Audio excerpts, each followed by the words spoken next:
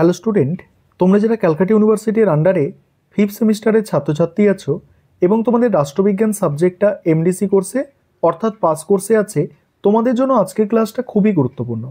আজকের ক্লাসে তোমাদের সিসি 7 পেপার অর্থাৎ ওয়েস্টার্ন পলিটিক্যাল থট 1 এই পেপার থেকে দুটি 15 নম্বরের প্রশ্নের উত্তর নিয়ে আলোচনা করব। আর তোমাদের এমডিসি কোর্সে 15 নম্বরের প্রশ্নের জন্য 300 শব্দের মধ্যে লিখতে হয়, অর্থাৎ খুব বেশি বড় লেখার কিন্তু প্রয়োজন পড়ে না। কিভাবে প্রশ্নের উত্তর গুছিয়ে লিখবে দেখে নাও।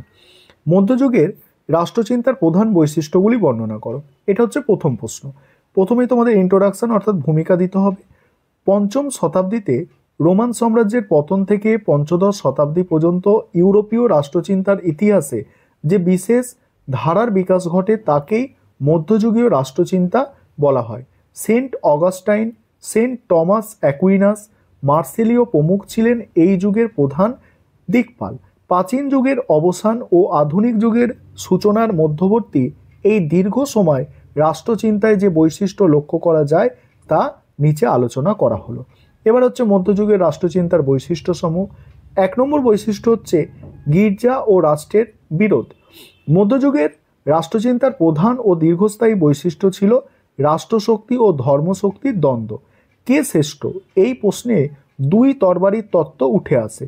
ত্রয়োদশ শতাব্দী পর্যন্ত পোপের আধিপত্য থাকলেও পরবর্তীতে জাতিরাষ্ট্র গঠনের ফলে এই ক্ষমতার ভারসাম্য বদলাতে থাকে। 2 নম্বর হচ্ছে সামন্ততন্ত্রের প্রভাব। রোমান সাম্রাজ্যের পতনের পর ইউরোপে সামন্ততন্ত্রের বিকাশ ঘটে। এই ব্যবস্থায় রাষ্ট্রীয় ক্ষমতা কেন্দ্রীভূত না থেকে রাজা, চার্চ এবং স্থানীয় ভূস্বামীদের মধ্যে বিভাজিত হয়। অর্থাৎ ক্ষমতা কিন্তু তখন আর কেবলমাত্র রাষ্ট্রের মধ্যে নেই, তখন রাজা, চার্চ এবং স্থানীয় ভূস্বামীদের মধ্যে বিভাজিত ছিল। আর সামন্ততন্ত্র ও চার্চ একে অপরের পরিপূরক হিসাবে কাজ করত, যা সমসাময়িক রাজনীতিকে গভীরভাবে প্রভাবিত করে। তারপরের পয়েন্ট হচ্ছে আইনের ধারণা। এই যুগে আইনের ক্ষেত্রে বিশেষ অগ্রগতি লক্ষ্য করা যায়। স্বাভাবিক আইন, সদর্থক আইন এবং প্রথাসিদ্ধ আইনের ধারণাগুলি গুরুত্ব পায়। বিশেষত সেন্ট টমাস অ্যাকুইনাস ঈশ্বরের ইচ্ছার পরিবর্তে যুক্তিকে আইনের উৎস হিসেবে প্রতিষ্ঠা করে এবং শাসককেও আইনের অধীনে বলে ঘোষণা করেন। পরের পয়েন্ট হচ্ছে সার্বভৌমিকতার অভাব এবং উদারনীতিবাদ। আধুনিক রাষ্ট্রবিজ্ঞানে সার্বভৌমত্বের যে ধারণা পাওয়া যায়, মধ্যযুগে তার অস্তিত্ব ছিল না। তবে এই যুগে উদারনীতিবাদের ভ্রূণ নিহিত ছিল। মার্সেলীয় মতো চিন্তাবিদগণ রাজনৈতিক ক্ষমতার উৎস হিসাবে জনগণ এর কথা বলেন এবং রাজার ক্ষমতার ওপর ঐশ্বরিক ও সামাজিক নিয়ন্ত্রণের কথা উল্লেখ করেন।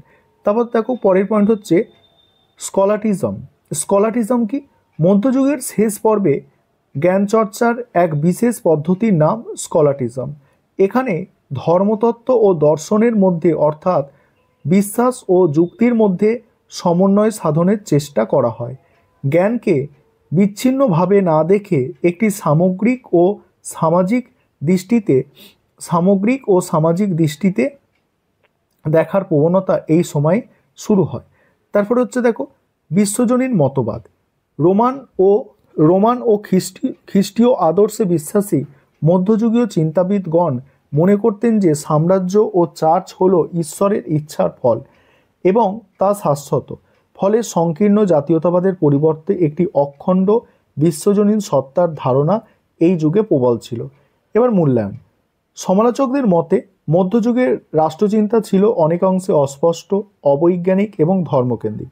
বার্কার একে ত্রুটিপূর্ণ বলে অভিহিত করেছেন। কিন্তু একথা অনস্বীকার্য যে এই যুগে রাজতন্ত্রের স্বেচ্ছাচারিতা রোধ, জনকল্যাণকামী শাসন এবং প্রতিনিধিত্বমূলক সরকারের প্রাথমিক ধারণা আত্মপ্রকাশ করে। পরবর্তীকালে ফরাসি বিপ্লব, গৌরবময় বিপ্লবের বীজ এই যুগের চিন্তাধারায় নিহত ছিল। এবার আজকে ক্লাসের দ্বিতীয় প্রশ্ন, হবসকে কি চরম সার্বভৌমিকতার প্রবক্তা বলা যায়? যুক্তিসহ আলোচনা করো। বা প্রশ্নটা ঘুরিয়ে আসতে পারে হবসের সার্বভৌমিকতার তত্ত্বটি লেখো। এই প্রশ্নের উত্তরটা নিয়ে আলোচনা করব। তার আগে যে বিষয়টা তোমাদের বলার আছে, তোমাদের জন্য অনলাইন কোচিং ক্লাস চলছে। তোমরা যারা পেইড ব্যাচে অ্যাডমিশন নিতে ইচ্ছুক আছো বা স্টাডি মেটেরিয়াল পারচেস করতে চাইছো, নিচে যে নম্বর দেখতে পাচ্ছ এই নম্বরে যোগাযোগ করে তোমরা পেইড ব্যাচে অ্যাডমিশন নিতে পারো বা স্টাডি মেটেরিয়াল পারচেস করতে পারো। দেখো এখানে প্রথমেই তোমাদের ইন্ট্রোডাকশন অর্থাৎ ভূমিকা। পাশ্চাত্য রাষ্ট্রচিন্তার ইতিহাসে টমাস হবস সর্বপ্রথম সার্বভৌমিকতার একটি সুসংহত, পূর্ণাঙ্গ এবং বিজ্ঞানসম্মত তত্ত্ব উপস্থাপন করেন। মধ্যযুগীয় ধ্যান ধারণায় ধর্মীয় প্রভাবমুক্ত হয়ে তিনি রাষ্ট্রীয় কর্তৃত্বের চরম ও নিরঙ্কুশ ক্ষমতার আধার হিসাবে বর্ণনা করেন। তার বিখ্যাত গ্রন্থ লেভিয়েথানে তিনি দেখিয়েছেন যে রাষ্ট্রের শান্তি ও শৃঙ্খলার জন্য চরম সার্বভৌমিকতা অপরিহার্য। এবার হচ্ছে দেখো সার্বভৌমিকতার উৎপত্তি।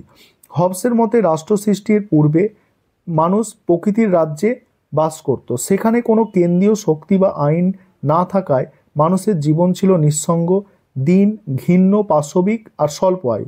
আর এই অসহনীয় অবস্থা ও অরাজকতা থেকে মুক্তি পেতে মানুষ আত্মরক্ষার তাগিদে একটি সামাজিক চুক্তি সম্পাদন করে। আর এই চুক্তির মাধ্যমে জনগণ তাদের সমস্ত প্রাকৃতিক অধিকার নিঃশর্তভাবে একজন ব্যক্তি বা ব্যক্তি সংসদের হাতে অর্পণ করে। আর এই সর্বোচ্চ কর্তৃত্বই হলো সার্বভৌম। এবারে হবসের সার্বভৌমিকতার বৈশিষ্ট্য। 1 নম্বর হচ্ছে চুক্তির ঊর্ধ্বে অবস্থান। এখানে কি বলা হচ্ছে দেখো, সার্বভৌম শক্তি চুক্তির ফলে সৃষ্টি হলেও তিনি নিজে চুক্তির কোনো পক্ষ নয়।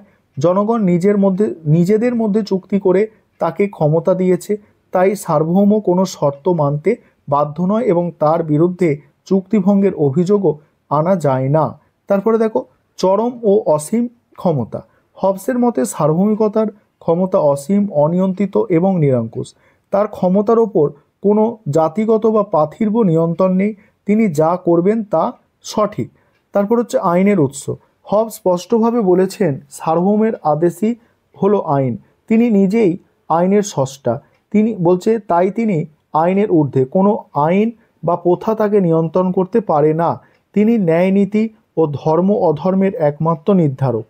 তারপর অবিভাজ্য। সার্বভৌমিকতার সার্বভৌম ক্ষমতা অবিভাজ্য ও অখণ্ড। হবস মনে করেন সার্বভৌম ক্ষমতাকে ভাগ করা হলে রাষ্ট্র দুর্বল হয়ে পড়ে এবং গৃহযুদ্ধের সম্ভাবনা তৈরি হয়। তারপর জনগণের আনুগত্য। জনগণ সার্বভৌম নির্দেশ মানতে বাধ্য। একমাত্র সার্বভৌম নির্দেশ যদি প্রজার জীবন বিপন্ন হয় তবেই বিরোধিতা করা যায়, অন্যথায় বিদ্রোহের কোনো অধিকার জনগণের নেই। এবার মূল্যায়ন। ভন সহ অনেক সমালোচক হবসকে স্বৈরতন্ত্রের প্রবক্তা বা সর্বনিয়ন্ত্রণবাদী বলে সমালোচনা করেছেন, কারণ তিনি ব্যক্তি স্বাধীনতাকে বিসর্জন দিয়ে রাষ্ট্রকে দানবীয় ক্ষমতায় বসিয়েছেন। কিন্তু সপ্তদশ শতাব্দীর ইংল্যান্ডের গৃহযুদ্ধ অরাজকতার প্রেক্ষাপটে বিচার করলে দেখা যায় তৎকালীন সমাজে শান্তি শৃঙ্খলা ফেরানোর জন্য হবস এই চরম ক্ষমতার প্রয়োজনীয়তা অনুভব করেন।